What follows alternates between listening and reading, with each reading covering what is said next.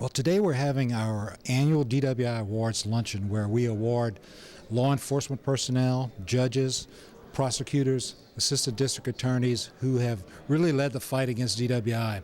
Some of the sheriff's deputies and city policemen and state troopers have made a tremendous amount of arrests, which has had a direct impact in reducing fatalities and serious injuries. So this is our way of saying thank you to them for the tremendous effort that they've made in helping us reduce the fatalities and serious injuries. You take a police officer who has a job to do, and they do a great job around the state. But what exemplifies these individuals is they took an ordinary moment and they made it extraordinary. I mean, they went above and beyond their 8, 10, 12-hour shift. They worked the entire time. And to rid people off our highways that are impaired, I mean, it's so disheartening as someone that's been in law enforcement for over 33 years to go to someone's house and tell them that somebody's not coming home. And when that person that's lost their life at the hands of someone that was impaired, whether it was alcohol or some other type of drug, you just sit there and go, you know, why? And as police, we've got to be aggressive in our enforcement. We've got to be aggressive in our education. We've got to be aggressive in mentoring to let people know that, you know what, if you've had something to drink, if you're somewhat impaired and you feel like you can't drive a car, call somebody to come get you. Let someone else do the driving. Because I'm telling you, when we make those arrests, the first thing people will say is, wow, can I call somebody? Why didn't you think about that 10 minutes ago or 5 minutes ago? And if we can save one life, if we can keep one person from being injured, you know, we're doing our job. And I think not only is that an expectation, that's a demand from the public, because far too many times we have crashes out there that are the hands of an impaired driver. And what we're honored today is those people that went out there, they sought those people out, and they cleaned up our highways. I have the great pleasure and opportunity today to introduce Colonel Edmondson, who's going to be our guest speaker. Colonel Edmondson came on in January of 1981. I came on in August, so he was always ahead of me, it seemed like. But I don't have your bio, Colonel, and I'm going to speak from the heart. I hope you don't mind. Let me tell you a little bit about Colonel Edmondson. He graduated from the FBI National Academy. He's got too many accomplishments and awards for me to mention here or to read off. Currently, he serves as the chair of the S&P, the State and Provincial Police, which is a committee of the IACP, and he's taking time away from that. After he leaves here, he's got to go straight to New Orleans because he's chairing that between now and the end of the week. But one thing I want to say about him, and I've worked for many superintendents, and Colonel, I got to tell you, you're the best superintendent I've worked for, and let me tell you why I'm saying that. We're probably under the toughest budget times we've ever had, and it's real easy to run a department when you're flush with money. It's real hard to do it when you're not, and he's done an excellent job at doing that with limited resources, so I congratulate him on that. I want to tell you that I've noticed that I've watched you. I've noticed that you haven't really changed, and people who know Colonel Edmondson know that he's always been real kind. He doesn't like to hurt people. Sometimes that's hard when that black disciplinary folder comes across your desk because you got to make some tough decisions, but he never has pleasure in doing that, so he hasn't changed in that regard. And he's a great boss to work for. He's been supportive of highway safety, and I can tell you that he has allowed me to make mistakes, and he's allowed me to learn from them, as long as they're mistakes of the head and not the heart. And I appreciate you for that, and it's a pleasure to have you speak today.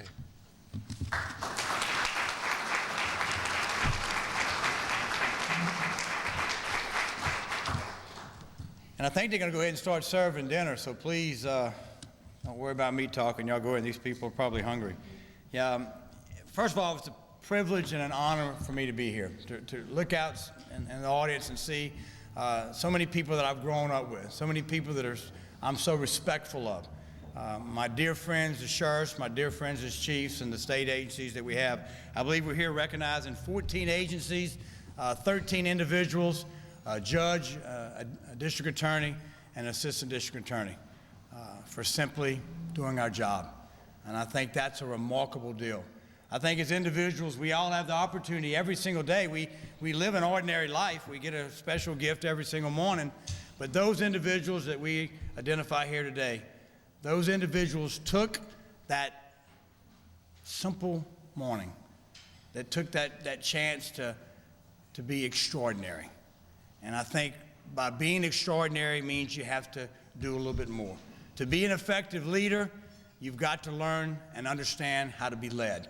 On any given day, my worst employee still represents me. My worst employee, or my slacker, or my one that's not out there doing their job, still represents the integrity of why each one of us wears this badge. I think it's the most precious thing on our uniform because of what it signifies. It signifies professionalism, dignity, honor, selfless service, all those things that epitomize what a police officer truly is. So to me, it's a very special thing to be able to wear that, and it's an honor that I take very, very seriously because it's not a right, it's a privilege, and it's a privilege afforded to us by the citizens that we so proudly serve, the citizens of the state of Louisiana.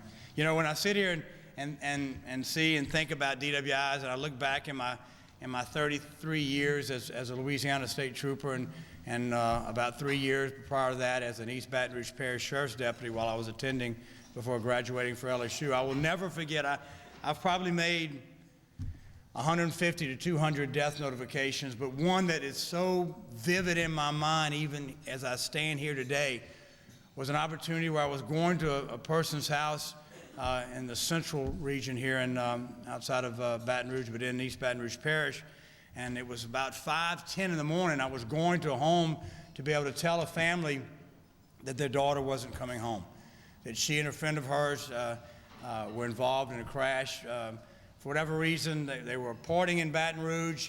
They drove to Lafayette, to party in Lafayette, and then they were driving back. They'd actually put the one person in the car that had not been drinking, and the rest of them, these two young girls, were in the back seat. And what happened when they were driving back, they actually stopped to assist someone that had run off the side of the road and they'd parked on the shoulder. And the truck coming down the road lost control and actually fell on top of this car, killing these two young girls. And when I was going to the home, I actually went to a neighbor and woke them up because I wanted some help, and I didn't know who it was. But what was interesting is I was walking up that driveway is, who do you think was up at 5 o'clock in the morning? The mom. And I remember as I was walking up, you could see through the curtains, and she was standing in the kitchen and she was looking at the clock. And she was doing coffee or something on the stove. And I walked up and I knocked on the door, and who was the husband, the father, came to the door.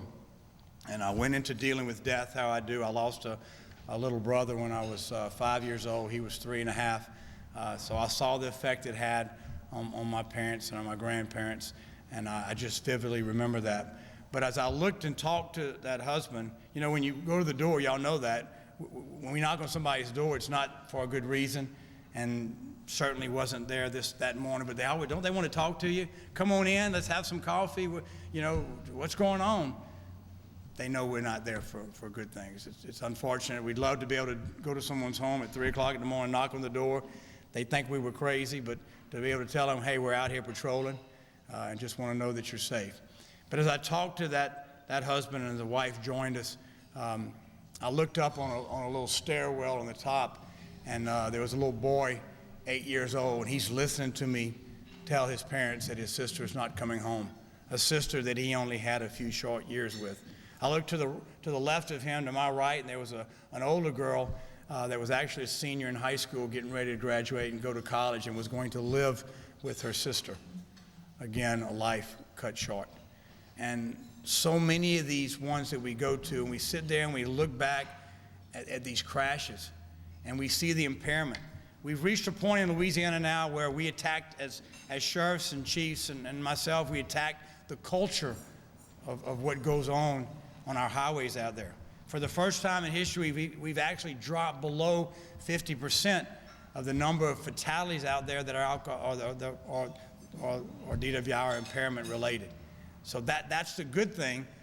The other thing is, though, we're now seeing an increase in narcotics. We're seeing an increase of the impairment of those individuals that own some type of narcotics. So that's something else that we have to deal with. We've got a legislature that will be looking at marijuana during this session, looking at probably a medical-type marijuana in Louisiana. We've got to look to our partners in Colorado and the state of Washington to how they're dealing with that, some of the problems that they're having, so that we can be prepared for that inside the state of Louisiana.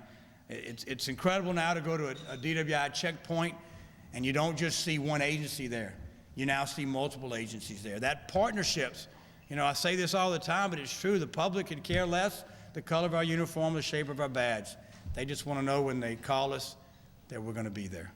And to be able to go to a checkpoint, an impairment checkpoint, whatever kind of checkpoint we have, and to see the local sheriff's department, sometimes and many times, and the leaders that I see here in this room, those sheriffs, y'all are out there checking on your guys. Same thing with our chiefs. That shared partnership that makes us stronger than we've ever been in the state of Louisiana. So much stronger that other states are looking to Louisiana and say, talk to me about the partnerships. How do you get everyone together? How do you get everybody to work together and to go for one common cause? We're doing that in Louisiana, and we're doing it successfully. You know, we're coming up with a new DWI machine that's coming out, the new intoxilizer. It's a paperless system, and what's unique about the paperless system is that the Department of Motor Vehicle, as soon as you take that test and that person is impaired and you make those charges, it sends that information to the Department of Motor Vehicles so that their driver's license is immediately flagged by that, so the next day they can go get a new driver's license, which so many of them do. So it's a way to get around that. It's also a way to get that system into our district attorney's office so they can have that information on a much more timely basis. So I applaud the fact that we're able to do that. It's a much more technologically advanced system, and I think it's something that's going to be an incredible plus for the state of Louisiana. We like the fact that this administration under Governor General, as we look forward from the DWI task force, that we've got a longer loss of driver's license for refusal. That's important because those dealing with the court system, sometimes someone's arrested for a second or third DWI before they go to court for the first DWI. And we're catching up with that, and these new systems will actually be able to do that. There's more the DRE programs, or drug recognition experts. More of these programs are being offered. You as sheriffs and chiefs are sponsoring these in your community, and we're coming in with you to do those types of things. You know, I'll end simply with this so that we can certainly start eating, but also recognize those people that my advice actually went above and beyond, and we're going to honor them here today.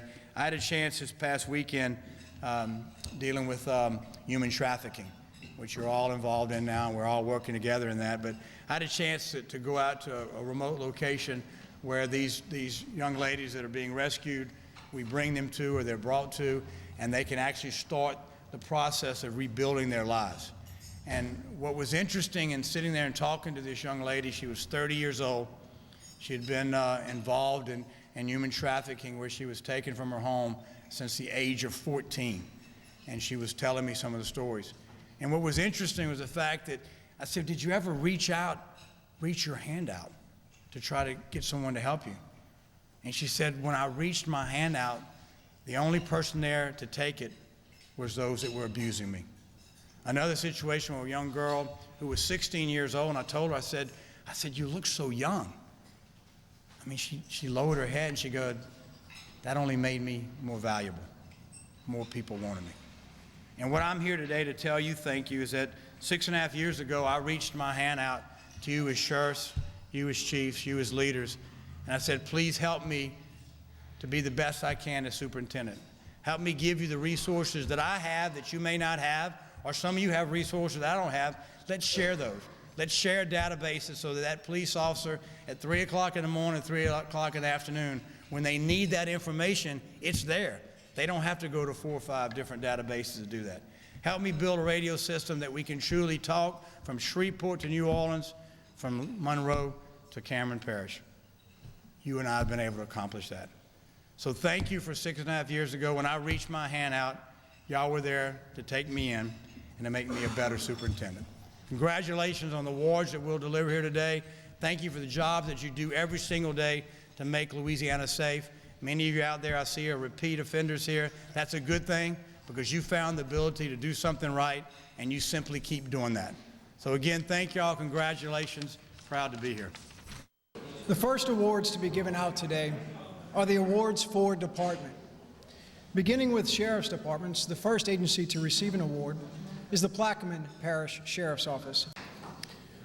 The second agency receiving an award is the Lafourche Parish Sheriff's Office. The third agency receiving an award today is the Calcasieu Parish Sheriff's Office. Before the final Sheriff's Office, the departments that are receiving these awards are receiving these awards based on the number of DWI arrests in their population grouping.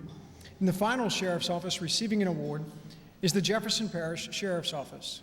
The first police department to receive an award is the Greenwood Police Department. The next agency with the most DWI arrests in their population group is the West Monroe Police Department.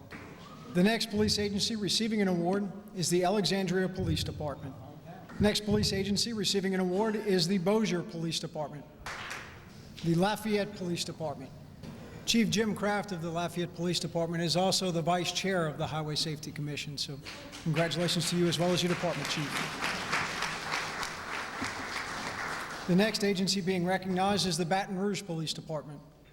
The next agency to receive an award is the Causeway Police Department. Moving into the category of state agencies, the first state agency to be recognized for their efforts in arrests for DWIs is the University of Grambling Police Department. The next state agency to receive an award is Louisiana State Police, Troop L. And the final state agency to receive a DWI award is Louisiana Wildlife and Fisheries, Region 7. Now moving into the individual awards, these people who are receiving awards made the most DWI arrests in their agency for their population grouping. The first person to receive an award from the Plaquemine Parish Sheriff's Office, Sergeant David McLean. The next person to receive an award from the Lafourche Parish Sheriff's Office, Deputy Joseph Anderson. The next person to receive an award from the Ascension Parish Sheriff's Office, Sergeant Teddy Gonzalez. From the Jefferson Parish Sheriff's Office, Deputy Nicholas Wright. From the Franklinton Police Department, Corporal James Pugh. From the Bogalusa Police Department, Private First Class James Cockrell. From the Alexandria Police Department, Corporal Jared King. From the Bossier Police Department, Officer Stephen Jones. From the Lafayette Police Department, Officer Tommy Apayarath. From the New Orleans Police Department, Officer John Walker. From the Causeway Police Department, Officer Charles Copeland. From Louisiana State Police Troop L, Trooper Kevin Cephalou. From the Louisiana Department of Wildlife and Fisheries, Region 7, Sergeant Randy Lanou. The work of law enforcement and arrests for DWI would not be possible were it not for the support of the judges, district attorneys, and assistant district attorneys with which we work. The first person receiving an award today for his work in supporting the mission of DWI arrests is Judge John J. Malaison. Judge Malaison was instrumental in helping no refusal in Jefferson Parish. He did this by agreeing to review the search warrants submitted by law enforcement officers and then implementing a procedure for a commissioner to be available 24 hours a day for review for the fax search warrants. Judge Malaison acquired fax machines for each commissioner to make the process easier. He has been a strong proponent for implementing strategies to reduce incidents of impaired drivers in Jefferson Parish. He knew that something different had to be done or repeat offenders would continue their dangerous behavior. He has worked for several years to establish a DWI court, and in 2012, he did just that. Molded after drug courts, DWI courts are designed to provide constant supervisory court-ordered officials who closely administer and monitor compliance with court-ordered sanctions coupled with treatment. The innovative 24th Judicial District DWI Treatment Court post-conviction model uses intensive supervision and treatment to permanently change the behavior of repeat DWI offenders and has made a positive impact on the citizens of Jefferson Parish. Judge Malaison serves as an active court judge and is continuing to seek new funding to expand the current program. I have to say that on behalf of my entire court, I thank them for supporting me. Most important, It's without the support of the DA, the public defender, the sheriff's office, the clerk of court. Everybody came together to establish our DWI treatment court, which, in my opinion, has been incredibly successful. I recently, last week, had a conversation with our district attorney, Paul Connick, and he was so thoroughly pleased with what we're doing and disappointed that demand far exceeded the spots available, that we are now attempting to seek additional funding to expand the DWI treatment court because it was so apparent to all of us. I've had defendants that I've given the maximum sentence to within a very brief period of time, so brief that it shocked all of us. They were back on the street and reoffending. And with treatment, I certainly know that we can curb that activity. And I thank the Colonel and I thank the Commission for acknowledging me. The next person receiving an award is District Attorney R. Christopher Nevels. He has successfully met the challenge of addressing impaired driving in the 8th Judicial District. He developed a comprehensive program to meet the challenges of dealing with DWI offenders. DA Nevels meets regularly with troopers for best practices and coordination. With the help from other jurisdictions, he has established a no-refusal weekend programs, and he opted not to have pretrial intervention programs in his district. However, drug and alcohol treatment is mandatory, so DA Nevels goes the extra mile and personally monitors the progress of those on probation. In addition, he has a no dismissal rule with regard to DWI offenses on all cases if required. These positive steps in the enforcement and prosecution of impaired driving have drastically lowered the recidivism rate and fatality rate from 2010. I want to thank the Commission for this wonderful award. It means so much to me, it really does. But more importantly, I want to thank you men and women of law enforcement. You guys are on the front lines. I do meet with my troopers. I do meet with my sheriff's deputies and my city police officers, and we're all part of the process. It may not seem like it a lot of times when you have to go and sit all day in court and nobody even recognizes that you're there, but I can tell you that you make all the difference in the world to the district attorneys. Your competence, your dedication, everything that you do is so important to us. It helps us to look good when you guys look good, and you do, and I certainly appreciate it. Again, I can't, there's nothing I do that isn't on the backs of you guys, and I appreciate it. Thank you. Mr. Chevalier takes a case-by-case approach to handling DWI cases, always with an eye toward an equitable resolution and keeping public safety in mind. He is steadfast with his plea offers and is thoroughly prepared for trial. Mr. Chevalier and his assistants have worked in concert to develop a system for screening felony DWIs, including, but not limited to, locating out-of-state predicates and appropriate law enforcement to bring all cases to a successful completion. Mr. Chevalier formally billed approximately 22 felony DWIs last year. Nearly all resulted in convictions. Accordingly, many of his DWI defendants have served time or entered into a drug court program. Mr. Robert Chevalier. These officers are working grants that are provided by the Louisiana Highway Safety Commission, and not only do they deal with DWIs, but they also deal with speed enforcement and seatbelt occupancy. Throughout the year, through 12 months, they do a lot of extra patrols throughout the city, and DWI works very hard to make sure that our streets are safe and that we're not having drunk drivers out there on our roads. The number one complaint in Lafayette, I don't know about other communities, but is our traffic problems and our traffic violators. And so this focus on selective enforcement to hunt down and remove impaired drivers from our roadways makes our community safer. And so our squad has done a great job in reducing those numbers.